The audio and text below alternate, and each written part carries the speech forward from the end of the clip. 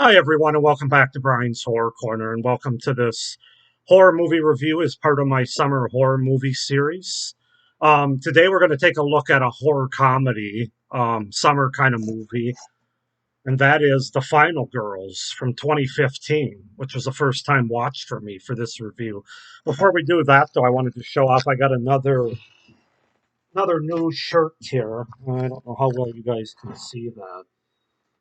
Wish it were Friday, with Jason's famous hockey mask on there. So, yeah, that was just delivered to me the other day. So I'm excited to have that. I'm quickly adding to my horror wardrobe as I've added to my horror movie collection. So we're getting there. We're getting there. I'm going to become a full fledged horror. Well, I'm already a horror fan, but like a full fledged horror. I don't know what I'm trying to say. Just a full fledged horror nut, I guess. So we'll go with that for now. So, anyways, getting back to business here, The Final Girls from 2015. Yeah, this is very much a horror comedy that kind of parodies like 80s horror movies, particularly 80s slasher movies. So, as I said, it was the first time watch for me. So let's just go ahead and get into it here, starting with the setup, the premise, and the cast, and then I'll give you my thoughts and review, which will be spoiler free as much as possible. So, The Final Girls is a 2015 American comedy horror film directed by Todd Strauss Schulson and written by M.A. Fortin and Joshua John Miller. Um, the plot follows a group of high school students who are transported into a 1986 slasher film called Camp Bloodbath. So basically, the film opens with Max Cartwright, who's waiting for her actress mother, Amanda. Well, that Amanda's auditioning for a film. When Amanda returns, she complains that she'll only ever be known as as Scream Queen Nancy in the 1986 slasher film Camp Bloodbath, a cult classic. On the way home, the two get into a car accident and Amanda is killed. 3 years later, on the anniversary of her mother's death, Max is studying with her friends Gertie and Chris. Gertie's stepbrother, Duncan, a horror film fanatic, shows up and persuades Max to attend a special double feature showing of Camp Bloodbath and its sequel. At the screening, Max is not too thrilled that Chris's possessive ex girlfriend and her former best friend, Vicky, is there as well. During the film, the theater is accidentally set ablaze. In order to get the group to safety, Max uses a machete to cut a hole in the screen, and they all step through. Max, Chris, Gertie, Duncan, and Vicky wake up in the woods. They encounter a van with two characters from Camp Bloodbath asking for directions to the camp. The van leaves only to come back every 92 minutes, and the group realizes that they are in a time loop and have somehow been transported into the movie Camp Bloodbath. So, yeah, that's the setup and the premise for The Final Girls. As far as the cast goes, we have Taza Farmiga as Max Cartwright, Malin Ackerman as Nancy slash Amanda Cartwright, Alexander Ludwig as Chris Briggs, Nina Dobrev as Vicky Summers, um, Aaliyah Shawkat as Gertie Michaels, Thomas Middleditch as Duncan, Adam Devine as Kurt, and Angela Trimber as Tina. So yeah, that's the setup, the premise, and the cast for The Final Girls from 2015. As I said, I hadn't seen this movie before. I added it to my collection maybe 4 or 5 months ago, and overall, I had a pretty good time with it. I'll be honest with you. I thought it was a pretty good time. It's a PG-13 movie, of course, much more of a comedy than a horror movie, but there were certain aspects that I really enjoyed. So let's just go ahead and get into it, starting with the things I liked about the movie or the pros. And you have to start with the idea, the premise of the movie. It's really interesting. How you have this mother she's now a mother and um, kind of an actress that's struggling to get roles because of a movie she was in, a horror movie, a slasher movie from like 30 years ago.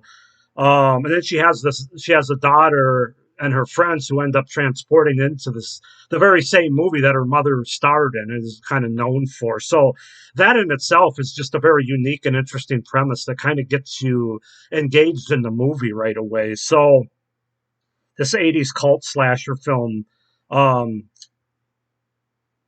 and the fact that her daughter ends up meeting up with her as the movie character inside of the movie, there's a lot of meta there. There's a lot of fun to be had with just that idea and premise. So that's really the first thing that stands out that I really enjoyed. Obviously, you got to talk about the soundtrack and the score with this movie. I really like the soundtrack and the overall score.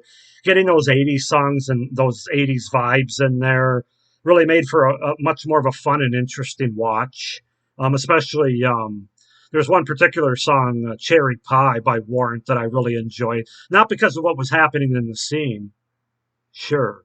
But the song itself is one of my favorites, and I loved it. Really made me think of the '80s. So, yeah, that really did it for me. I really liked the music and the score of the movie, or the soundtrack, I should say. I think the performances are pretty solid here, led by, of course, Malin Ackerman, who I'm a big fan of. I thought she was really the glue to this movie in a lot of ways. Um, I just love her as an actress from Couples Retreat to Rock of Ages and even the Watchmen movies. She's done a lot more than that too. I'm sure I've seen her in other things, and I don't know. She's just always been a. I just always enjoyed her characters and her different movies, and of course, it doesn't hurt that she's really easy on the eyes as well. But that's neither here nor there, right? I thought everybody else was fine too. I thought they were the performances were pretty solid by the rest of the cast, the younger cast members for the most part. Not everybody was great, but for the most part they were good. I really liked the ending of this movie with the whole sequel connection, which really made me smile, and I really enjoyed it. I thought it was a really clever way to close out the movie, which this kind of movie might have been hard to find a way to close it out in a satisfying manner. But I really enjoyed how they did that. It was so, to me, that was the beat they hit on the best as far as like '80s horror movies, '80s slasher movies. Was the whole sequel parody there. That was my most enjoyable thing, I think, in that whole aspect of the movie. Um, I enjoyed some of the comedy related to the obvious. I mean, in case you can't tell, there's an obvious parody to a certain slasher franchise from the '80s, aka Friday the 13th. I enjoyed some of the comedy related to that, as I talked about the sequel aspect. It wasn't overly spoofy or mean to those movies.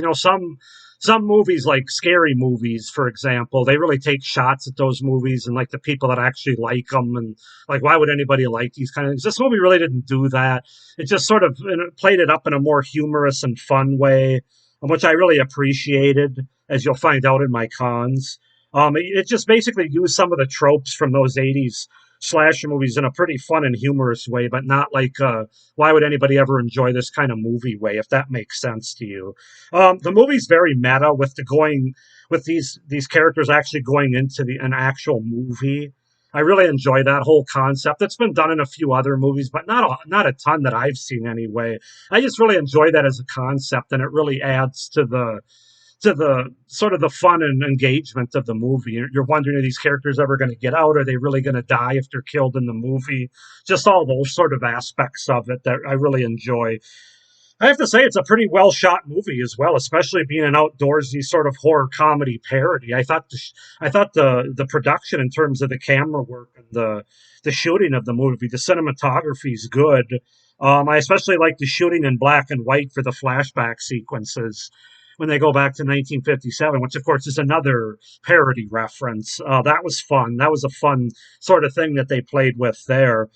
Yeah, overall, guys, this is just a very fun and entertaining movie that has a pretty high rewatchability factor. I think that's the biggest compliment, or the best thing I can say about it. This is not going to be a hard movie to put on, especially during summertime, but really any time of the year. If you're just looking for just sort of a fun PG-13 kind of comedy movie, this is a good one. It's like I said, the rewatchability factor is high. It's not one of those movies where you can say it was really well made, but I'll have a hard time watching it again.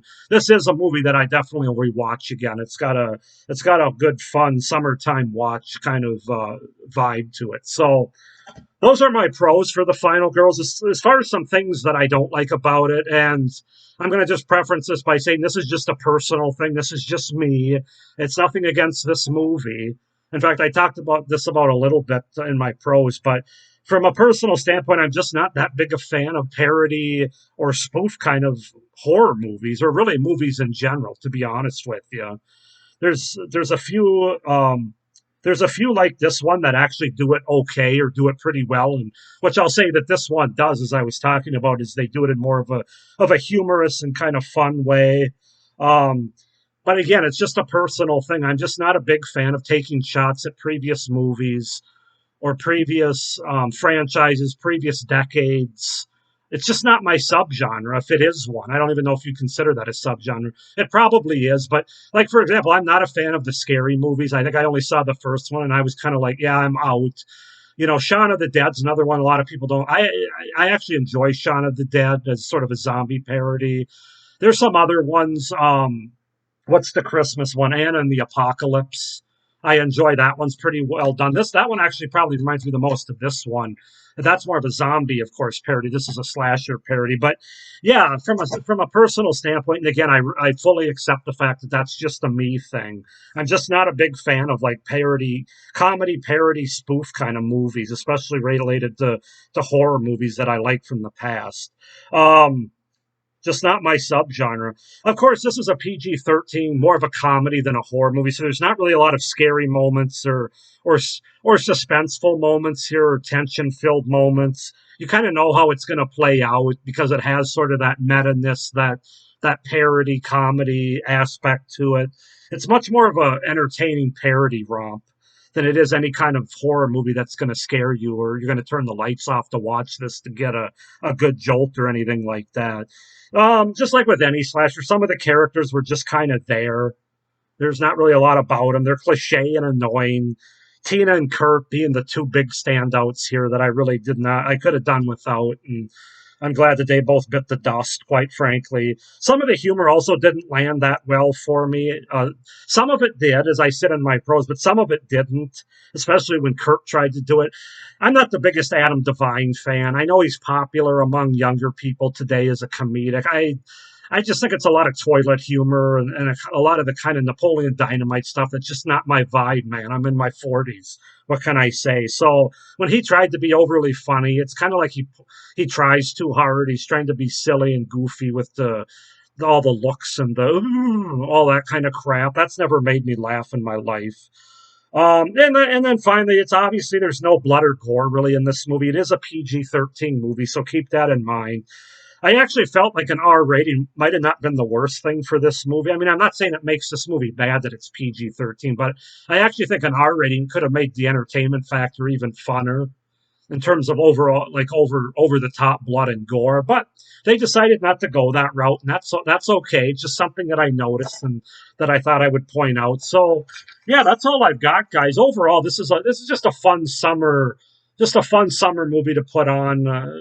With Malin Ackerman leading the way, which is always, as I said, I'm a big fan of her, so that's always good to see her in any movie. And she's really good in this movie. As I said, I really think she's the glue in this movie.